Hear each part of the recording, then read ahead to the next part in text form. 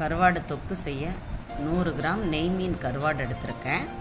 இதில் மஞ்சத்தூள் போட்டு நல்லா ஒரு 10 நிமிஷம் ஊற வச்சுருங்க. அதுக்கப்புறம் சுடுதண்ணியில் கழுவிக்கோங்க.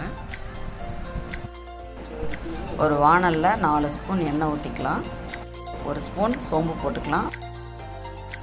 சின்ன வெங்காயம் எடுத்துக்கோங்க, அப்போ தான் கருவாடுக்கு நல்ல டேஸ்ட் கொடுக்கும். சின்ன வெங்காயத்தை நல்லா வதக்கிக்கோங்க. நல்லா பச்சை மிளகாய் 3 பச்சை மிளகாய் எடுத்துக்கலாம். ரெண்டையும் சேர்த்து நல்லா வதக்கி விடுங்க. அதோடு சேர்த்து உப்பு சேர்த்துக்கோங்க. உப்பு கம்மியாக சேருங்க, ஏன்னா கருவாட்டிலே உப்பு இருக்கும். நல்லா வெங்காயம் வதங்கினதுக்கப்புறம் பூண்டு சேர்த்துக்கலாம். பூண்டையும் நல்லா வதக்கிக்கோங்க. இதோடு ஆட் பண்ணிக்கோங்க.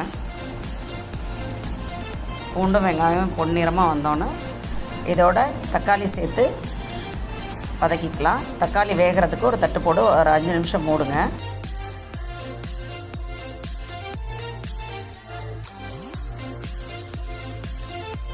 ஒரு தட்டு போட்டு மூடி வைங்க ஒரு 5 நிமிஷத்துக்கு. தக்காளி நல்லா வதங்கிருச்சு.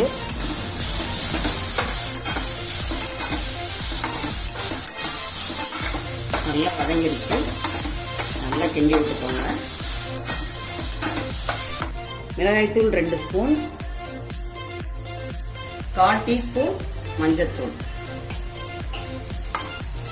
நல்லா மசாலாவை கிளறி விட்டுக்கலாம்.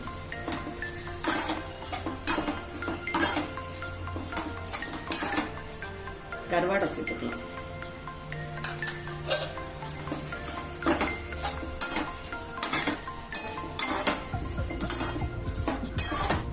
அஞ்சு நிமிஷம் கருவாடு வேகட்டும். 5 minutes later. கருவாடு வெந்துருச்சான்னு பார்க்கலாம். பாருங்க, எண்ணெய் தனியாக பிரிஞ்சு வந்திருக்கும்.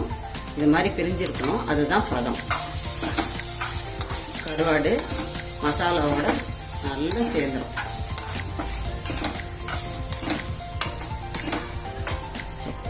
கடைசியாக கொத்தமல்லி ஆட் பண்ணிக்கலாம்.